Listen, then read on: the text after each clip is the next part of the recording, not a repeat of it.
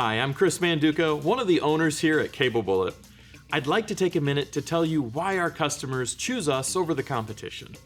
It comes down to three things: our DIY friendliness, our beautiful design, and the quality of our products. One of the things we hear all the time in our reviews is how DIY friendly our tensioners are. Tensioning your cable railing is easy. You take your crimped cable end, insert it into the tensioner, and then advance a set screw with a 5/32 Allen wrench. Do that on both ends of your cable and you're done. Not only do you not have to deal with the headaches of figuring out turnbuckles, you also don't have to deal with their ugliness.